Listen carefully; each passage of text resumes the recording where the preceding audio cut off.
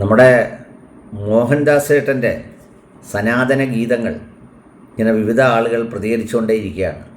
മോഹൻദാസിനെതിരെ എന്തൊക്കെയോ അന്വേഷണം വരാൻ പോകുന്നു, ആരൊക്കെയോ തിരക്കി പോകുന്നു, അന്വേഷണം നടത്തി അദ്ദേഹത്തിനെ അങ്ങനെ ചെയ്യും ഇങ്ങനെ ചെയ്യും എന്നൊക്കെ പ്രതീക്ഷയോടെ ആളുകൾ കാത്തിരിക്കുമ്പോഴും മോഹൻദാസ് പതിവ് പോലെ നമ്മുടെ കരിവാട് പോലെ ഉണക്കമീൻ പോലെ ഉള്ള ഉണക്കും കയ്യിൽ വെച്ചുകൊണ്ട് ഉണക്കത്തരങ്ങളും പറഞ്ഞ് സാമൂഹ്യ മാധ്യമത്തിൽ നിറഞ്ഞു നിൽക്കുകയാണ്.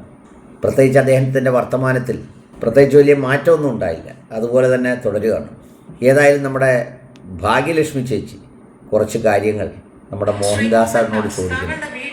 സ്ത്രീകൾ ഉണ്ടാവുമല്ലോ, താങ്കൾ സ്ത്രീകളില്ലാത്ത ഒരു വീട്ടിലൊന്നും ആയിരിക്കില്ല. എന്തായാലും താങ്കളെ ഒരു അമ്മയാണല്ലോ പ്രസവിച്ചത്, എന്തായാലും അച്ഛൻ പ്രസവിക്കാൻ വഴിയില്ല, ഒരമ്മ പ്രസവിച്ച.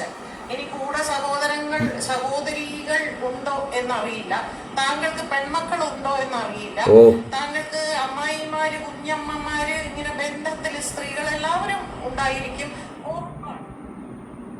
അവരോടെല്ലാം ഇങ്ങനെ സംസാരിക്കുമ്പോൾ അതായത് അവരുടെ അഭിപ്രായം ആ വീട്ടിൽ ചിലപ്പോൾ ഒരു അഭിപ്രായ വ്യത്യാസം വന്നാൽ താങ്കളോട് അവരുടെ അഭിപ്രായം, അത് എതിരഭിപ്രായം പറഞ്ഞാൽ താങ്കൾ അവരെല്ലാം ബലാത്സംഗം ചെയ്യുമോ, അതോ ബലാത്സംഗത്തിന് കൊട്ടേഷൻ കൊടുക്കുമോ?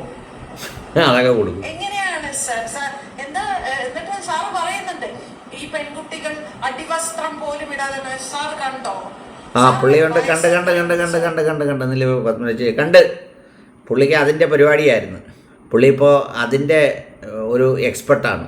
നമ്മുടെ എന്താ പണ്ടത്തെ ഒരു സിനിമയുണ്ടല്ലോ, നോക്കത്താ ദൂരത്ത് കണ്ണും നട്ട്, നദിയ മൊയ്തുവിൻ്റെ പഴയൊരു സിനിമയിലുള്ള കണ്ണാടി പുള്ളിയുടെ കയ്യിലുണ്ട്. പുള്ളി അതിട്ടാണ് ഈ സാമൂഹ്യ മാധ്യമത്തിൽ എല്ലാവരെയും നോക്കുന്നത്. അപ്പോൾ പുള്ളിക്ക് അറിയാം ഇത് ഇട്ടതാരാണ് ഇടാത്തതാരാണെന്നൊക്കെ. മിടുക്കനാണ്, കേമനാണ്. പ്രായം ഇച്ചിരി കൂടിയതിൻ്റെ ഒരു പ്രശ്നമേ ഉള്ളൂ, ബാക്കിയെല്ലാം പുള്ളിക്കുണ്ട്.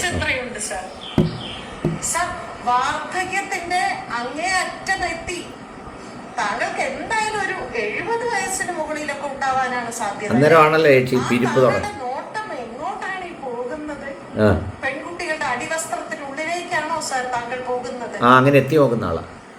അയ്യേ, പുള്ളിയെ എത്തി നോക്കുന്ന ആളാ. അങ്ങനെ പുള്ളി പ്രസവിച്ചപ്പോഴേ തിരിഞ്ഞു നോക്കിയ ആളാ. സാർ സ്വയം ഒന്ന് ആലോചിച്ച് നോക്കൂ, എന്തൊക്കെയാണ് ഞാൻ വിളിച്ചു പറഞ്ഞത് എന്നൊന്ന് ആലോചിച്ച് നോക്കൂ. എന്നിട്ട് ക്യാമറ മുകളിൽ നിന്ന് വെക്കൂ, മറ്റത് അവര് കുനിയും, അവര് നമുക്ക് ഒരു തരം ഒരു അറപ്പില്ലേ, ഒരു വൃദ്ധനായ ഒരു മനുഷ്യൻ. താങ്കൾ ഒരു വൃദ്ധനാണ്, ശരിക്കും ഒരു പടി വൃദ്ധനാണ്, ഞരമ്പൻ വൃദ്ധനാണ്. ഞരമ്പൻ ഒരു മനുഷ്യൻ ഇരുന്ന് സംസാരിക്കുന്നത് എന്ത് തരം ഭാഷയാണ് ശ്രീ മോഹൻദാസ്? കഷ്ടം തോന്നുന്നു, ലജ്ജ തോന്നുന്നു സാർ, ലജ്ജ തോന്നുന്നു ഞങ്ങൾക്ക്. അപ്പൊ താങ്കളുടെ കുടുംബത്തിലുള്ളവരുടെ അവസ്ഥയും. ഒഴിഞ്ഞു വിട്ടേ. മോഹൻദാസ് എന്ന് പറയുന്ന അദ്ദേഹം RSSന്റെ, അദ്ദേഹം എന്താണ് RSSന്റെ എന്നൊന്നും എനിക്കറിയില്ല. അദ്ദേഹം ഒരു വീഡിയോ അദ്ദേഹത്തിന്റെ പോർട്ടലിൽ തന്നെ പറയുന്നുണ്ട്, അദ്ദേഹം ഡൽഹി മുഖ്യമന്ത്രി ആയിരുന്നുവെങ്കിൽ അദ്ദേഹം കർഫ്യൂ പ്രഖ്യാപിക്കും, എന്നിട്ട് ഈ ചെറുപ്പക്കാരെ എല്ലാം അങ്ങ് വെട്ടിവെച്ച് അങ്ങ് കൊന്നു കളയും.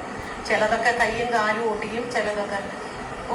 എൻ്റെ ദൈവമേ, ശ്രീ മോഹൻദാസ് താങ്കൾ അങ്ങനെ ഒരു പൊസിഷനിൽ ഒരു കാലത്തും വരാതിരിക്കട്ടെ എന്ന് ഞാൻ പ്രാർത്ഥിക്കുന്നു. പുള്ളിയെ ഇപ്പോൾ തന്നെ പുള്ളിയെ പിടിച്ച് 2 പേരാ ഉണ്ടെന്ന് ബാത്റൂമിൽ ഇരുത്തുന്നത്. 4 പേരാ എന്നിട്ട് എടുത്തോണ്ട് പോകുന്നത്. ഞാൻ പ്രാർത്ഥിക്കുകയാണ് ചെയ്യുന്നത്, ഒരു കാരണവശാലും താങ്കളോ താങ്കളുടെ കുടുംബത്തിലുള്ള ആരുമോ അങ്ങനെ ഒരു സ്ഥാനത്തേക്ക്, അല്ലെങ്കിൽ താങ്കളുടെ ചിന്താഗതിയുള്ളവർ പോലും അങ്ങനെ ഒരു സ്ഥാനത്തേക്ക് വരരുതേ എന്ന് ഞാൻ ആഗ്രഹിക്കുന്നു. അതുകൊണ്ട് രണ്ടാമത്തെ ഒരു കാര്യം താങ്കൾ പറഞ്ഞത്, അവിടുത്തെ പെൺകുട്ടികൾ, ആ പെൺകുട്ടികൾ റേപ്പ് ചെയ്യുന്നത് ഇഷ്ടപ്പെടുന്നവരാണ് എന്ന്. ആരാണ് താങ്കളോട് അത് പറഞ്ഞത്? അവർക്ക് റേപ്പ്.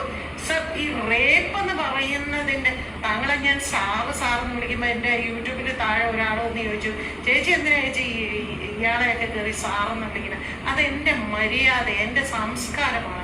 എനിക്ക് അതിനപ്പുറത്തേക്ക് എനിക്ക് വിളിക്കാൻ എനിക്ക് പറ്റുന്നില്ല. ആഗ്രഹമുണ്ട്, പക്ഷെ വിളിക്കാൻ പറ്റുന്നില്ല. ശ്രീ മോഹൻദാസ്, താങ്കളുടെ വീട്ടില് സ്ത്രീകൾ ഉണ്ടാവുമല്ലോ. താങ്കൾ സ്ത്രീകളില്ലാത്ത ഒരു വീട്ടിലൊന്നും ആയിരിക്കില്ല. എന്തായാലും താങ്കളുടെ വിളിക്കണ്ട വിളിച്ച് ആ ഭാഷയും കൂടെ ഒരു വീട്ടിലൊന്നും ആയിരിക്കില്ല. എന്തായാലും വിളിച്ച് ആ ഭാഷയും കൂടെ അപമാനിക്കണ്ട.